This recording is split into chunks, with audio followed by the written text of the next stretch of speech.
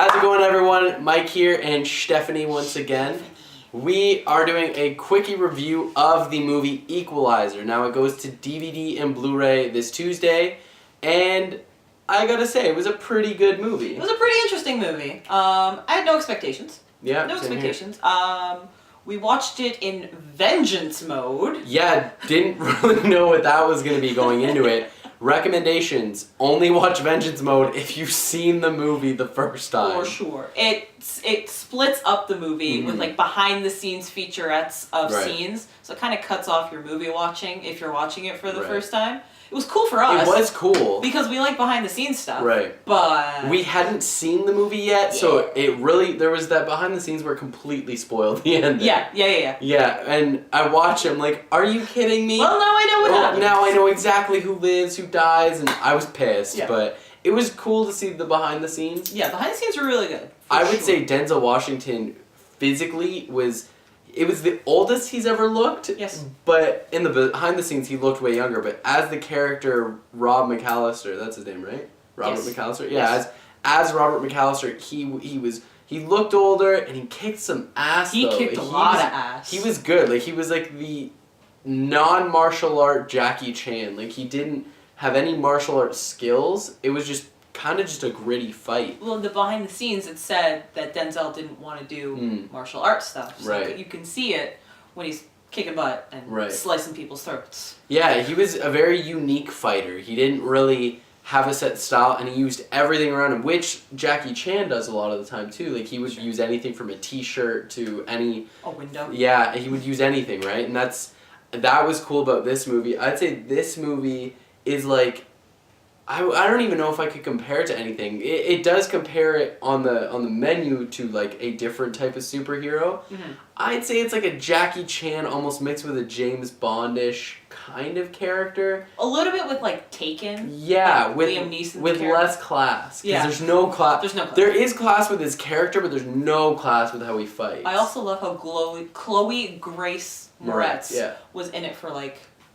not even enough to be in the titles. Yeah, I was a little surprised at how little she was in it, and I'd say total she was probably in it out of the 2.5 hours of Vengeance Mode. She was probably in it for maybe 20, 25 minutes. I'd say 20. That sounds about right. Yeah. And then there's like a surprise appearance by Melissa Leo for like a. Who's that again? Oh yeah, this like random old lady. She's not a random old lady. Okay, she was random to me, but.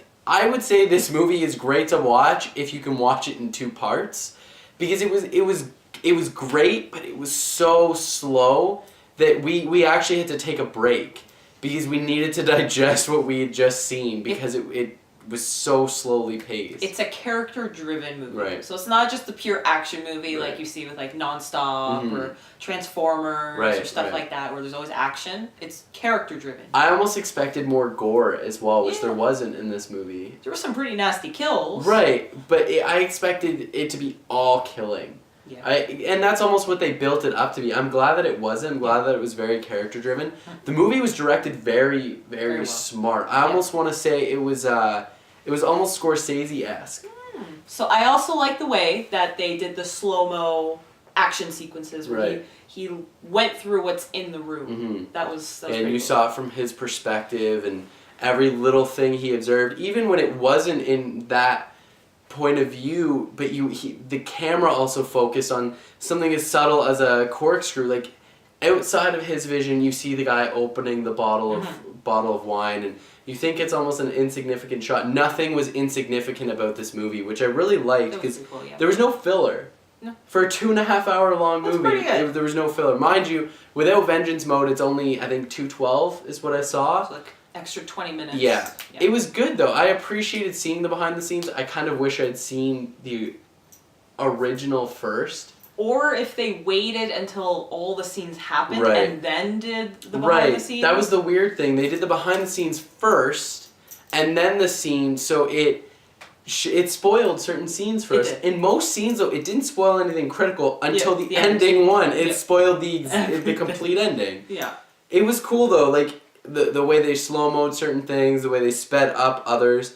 I thought the motion was very fluid with every actor. Yeah. And Chloe Grace Moretz was, for what she was in, she was good. She was like they said in the behind the scenes, they wanted a character who you liked, even though there wasn't enough time to establish anything about her that you liked. She was quite likable, yeah. Yeah, you see this innocent young girl in this mix-up situation, and you almost have to like her. Yep. So I'm going to say this movie is a buy, mostly because you have to watch it in 2 parts, unless you want to sit down for 2 hours. I liked Vengeance Mode. It's just, it was long. Yep. I do plan on owning this. It's just a movie that I have to watch in 2 parts. I almost wish that they did that, split it up into Part A and Part B. That would be smart. But yeah, I also agree. I would have to say buy it because it is Right. something that has, one, so many special features. Mm-hmm. It's actually Tons. worth it because Right. there's a bunch of like behind the scenes of into the movie, behind the scenes of the fighting scenes, and obviously the Vengeance Mode, which is pretty awesome. And I mean, it's a kick-ass movie. Right. It's something I'd never seen before with Vengeance Mode. I didn't know what we were going into when we turned it on. So I was excited to see something different done with an action movie. I thought the whole movie was different than stuff I had seen. And it leaves it open for sequels, which this movie doesn't necessarily need anymore. Like, I know Hollywood's full of sequels at this point, but I would actually love to see more of this character in shorter movies. Yes. For sure. Yeah, I think 2.5 or even 2:12 would be way too long, especially with how a character-driven movie needs a bit more than... Which is what I appreciate. Right. That's why it was long, because they're developing Right. him, but it could have done without. There were some moments where it's like, okay, I didn't need to know that much about him. And you still don't even really know that much about him. No. But I would have been fine knowing a lot less. Yep. That's fair. I still don't understand where that random old lady came from. I don't remember. You see, that's the thing. You gotta watch it in 2 parts. We watched it first, I'd say 1.5 hours. We watched, and then like 20 minutes later, we picked up the second half. And I'd say even give it more time to digest everything, because I had no idea what was going on. Going back into it, I wasn't in the state of mind to pay as close of attention. Yep. But yeah, buy it. It's good. Buy it, yeah. Just do it. It's The Denzel cast was Washington. great. All around, we both say buy it, so you should buy it. Yeah. Alright, see you guys later.